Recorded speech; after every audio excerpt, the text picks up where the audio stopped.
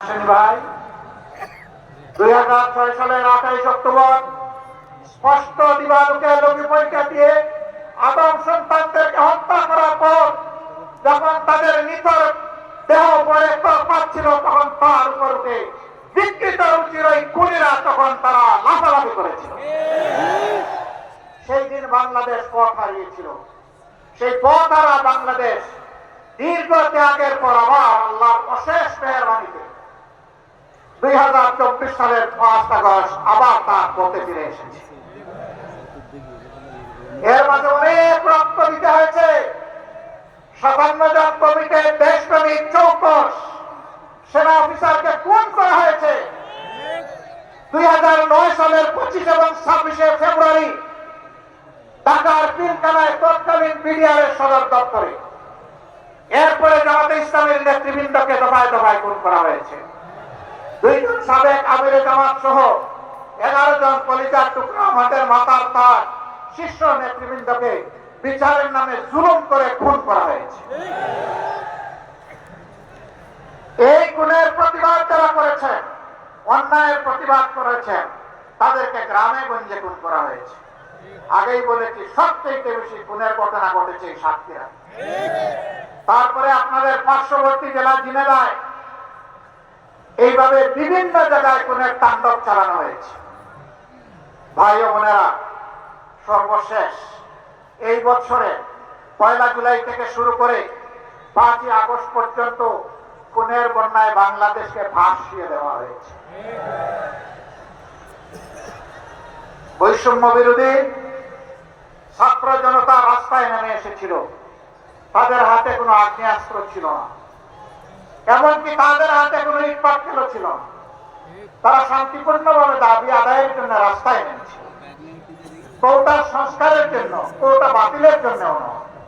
তারা বলেছিল যৌক্তিক কোটা দেন, আমাদের আপত্তি নাই, কিন্তু কোটার নামে জাতির সাথে মেধার সাথে তামসা করবেন তা আমরা মানব না।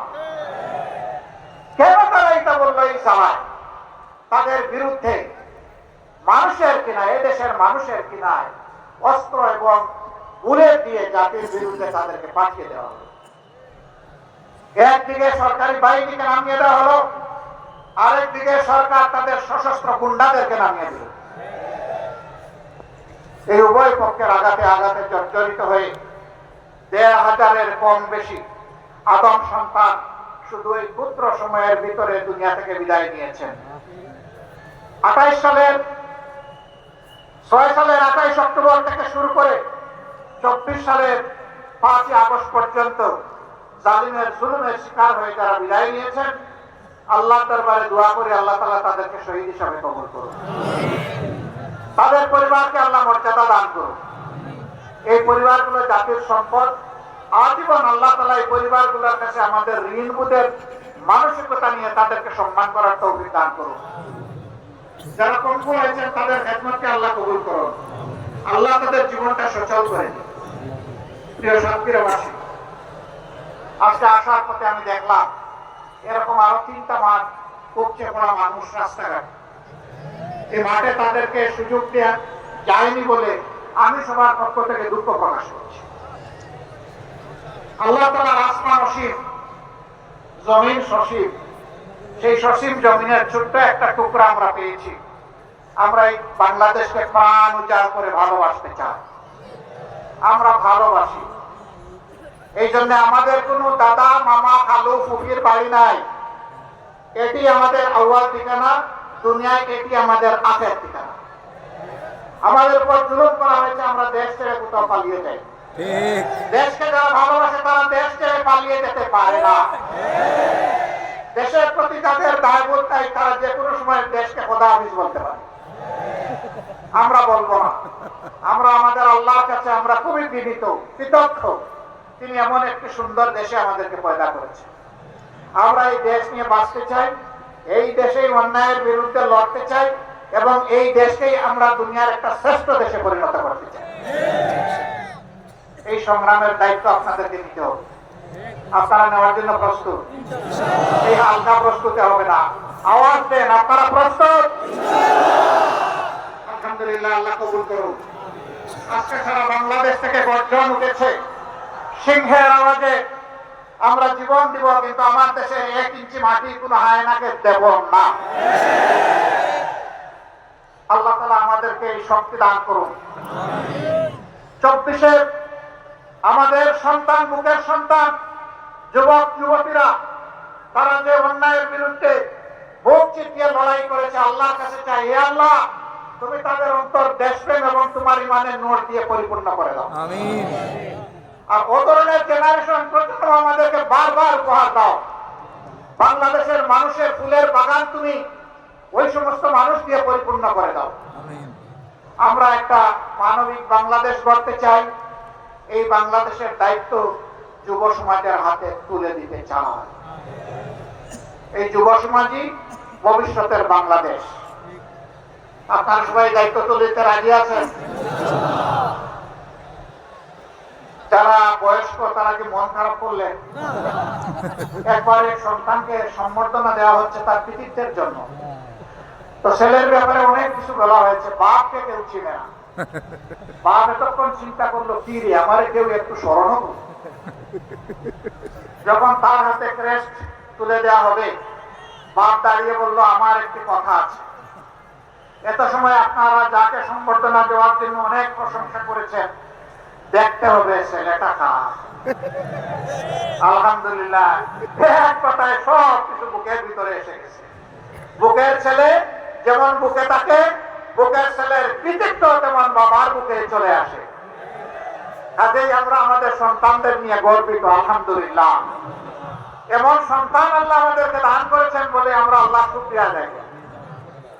সেই বাংলাদেশে আমরা চাচ্ছি। আমরা ইনশাআল্লাহ আমাদের সন্তানদেরকে সঙ্গে নিয়ে বুকে ধারণ করে আগামীর দায়িত্ব তাদের হাতে তুলে দেব। এই বাংলাদেশ আমরা চাই। এই বাংলাদেশ আপনারাও চান? তাহলে ঘরে ঘরে আওয়াজ ছড়িয়ে দিন। আমাদের কথা খুব সংক্ষিপ্ত। আগেও বলেছি, আল্লাহ যেহেতু এই দেশটা আমাদেরকে দিয়েছেন, আমরা এই দেশটাকে পৃথিবীর একটা শ্রেষ্ঠ দেশ বানাতে চাই ইনশাআল্লাহ। কিন্তু আমাদের আকাশে আজকের মেঘের কথা বলছি না, কালো শকুন এখনো ঘোরাফেরা করতেছে। এই শকুনের দিকে তীক্ষ্ণ দৃষ্টি রাখতে হবে। কোন শকুনকে মাটিতে নামতে দেওয়া যাবে না। আপনারা টের পাচ্ছেন মাঝে মধ্যে ফুসফাস? হ্যাঁ, আমরা ধৈর্যের পরিচয় দিয়েছি, ওরা আমাদের ধৈর্যের সুড়সুড়ি দেয়, যেন আমাদের ধৈর্যের বাঁধ ভেঙে তাদের মতো কাণ্ড জ্ঞানহীন আমরা কিছু করে বসি। ওরা বলেছিল আওয়ামী সরকারের পতন হলে মাত্র 2 দিনে 5 লক্ষ মানুষ প্রতিপক্ষের লোকেরা খুন করে ফেলবে। এটা কি বাংলাদেশে হয়েছে? কেন হয় নাই? ওরা কাণ্ডজ্ঞানহীন অপদার্থ ছিল, কিন্তু জাতি অত্যন্ত কাণ্ডজ্ঞান সম্পন্ন। ঠিক। এই জাতি কাণ্ডজ্ঞানহীন নয়। ওরা দেশকে ভালোবাসে না বলে পালাই যায়। এই জাতি দেশকে ভালোবাসে বলেই ওগুলা করতে দেয়নি। অতএব আমাদের ধৈর্যের আর পরীক্ষা নিয়ে কোনো লাভ নাই।